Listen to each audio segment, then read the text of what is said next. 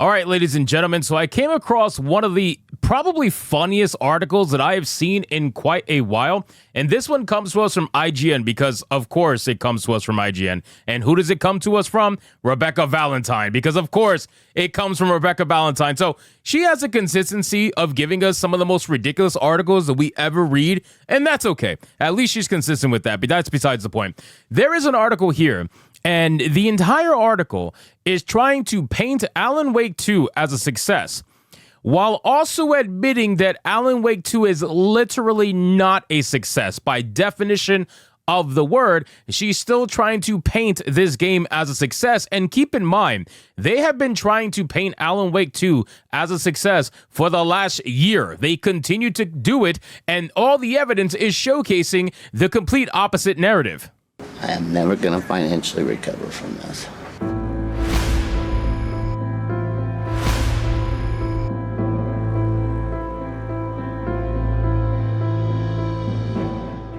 Now again, ladies and gentlemen, people decided to shy away from Alan Wake 2 simply because of its involvement with a certain consultancy group, and that was the decision of them to utilize that consultancy group. And while they might not have known at the time that, hey, SBI was going to be, the ire of a lot of people at the end of the day, once you realize that that was happening, you probably should have said something. This is something that I talked to with Abu Bakar Salim about when I said, hey man, I'm not saying you got to denounce SBI, but maybe just acknowledge their existence with your company, acknowledge the conversation that's happening, and say that your game will showcase otherwise once it releases, and do something along those lines. But unfortunately, everybody wanted to stay quiet because they didn't want to, go against their DEI overlords over at SBI. Now, this article has a headline that reads, Remedy has recouped most, and again, most, right, of the development and marketing expenses for Alan Wake 2, and Annapurna Pictures is financing 50% of the cost of Control 2. So let's get into this article, guys, from IGN. But of course, before we do, if you are new here, just consider hitting that subscribe button. I would greatly appreciate it, and like the video to push us out into that YouTube algorithm. Now, again, guys, I want you to think in mind really quick. Alan Wake 2, after a year, with DLCs and everything, still has not recouped its cost for development or marketing, okay? This article says that it's coming close, right? Because they've been saying it's coming close for months now.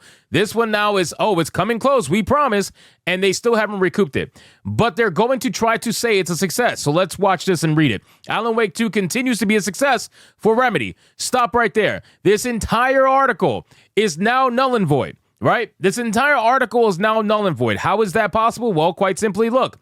Remedy has recouped most of the development costs. That means that they have not recouped all of the development costs, which means that they have not even broken even, let alone made a profit. And then you start the article with Alan Wake 2 continues to be a success for Remedy. How? How the fuck do you do that? I don't even again, I get it. I get the shilling. I totally understand. Access media, all that stuff, I get it, man. But at the end of the day, bro, you literally said in the fucking headline that is not the case. By definition of the word, this game is not a success. And yet you start your article literally lying and calling it a success for Remedy when it's not. But anyway, let's continue. With the company reporting today that it has recouped most of the development and marketing costs of Alan Wake 2 at the end of September. In its quarterly earnings today, Remedy reported that while the game is not generating royalties, which again, that's not happening right now, it's close to fully recouping costs thanks to continued strong sales. The studio has released 2 expansions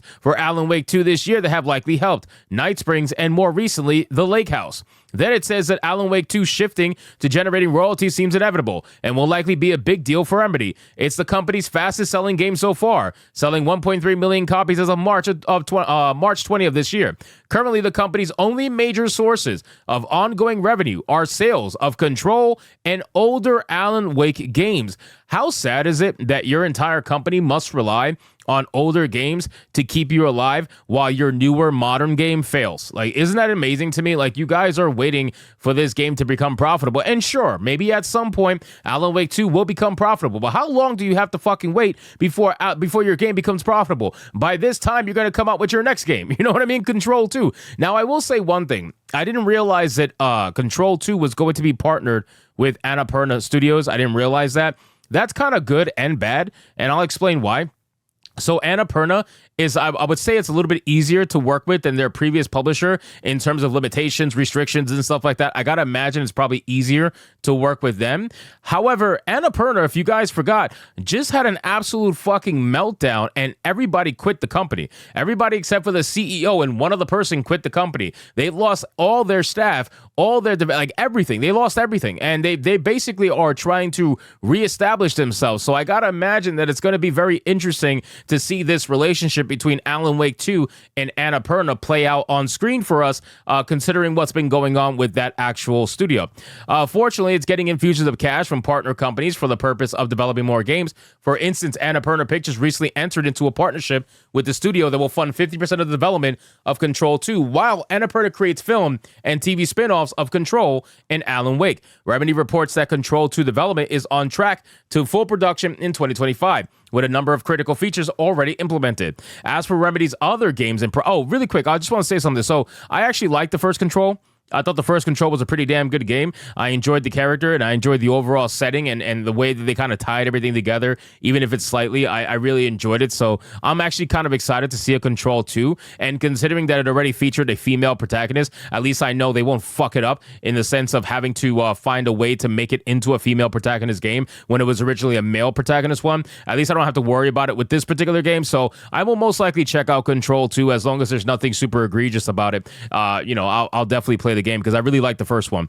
As for Remedy's other games in progress, codenamed Condor, Remedy's multiplayer Control spinoff, was announced recently at FBC Firebreak. Remedy reports that Firebreak is still in full production and focused on iterating on the core loop and implementing UI for player clarity based on playtesting feedback. Meanwhile, Max Payne 1 and 2 Remake is making steady progress in full productions. Now, Max Payne 1 and 2 Remake, I gotta tell you guys, I'm not excited for it. I'm just not. Today's modern day and their developers, I just don't see how it's possible that they can showcase the story, especially from Max Payne 1. You guys understand, if you ever played Max Payne 1, how dark that story is? You mean to tell me these sensitive sons of a bitches on Twitter and X are going to be able to handle the story of Max Payne 1? No, of course not. Most of them haven't even played Max Payne 1. And if you bring that game back in any sense of the actual true word and showcase all the crazy scenes, especially the opener, everybody remembers the opener, right? With the baby in the crib and everything. Everybody remembers the opener who played the game. So you mean to tell me these sensitive sons of a bitches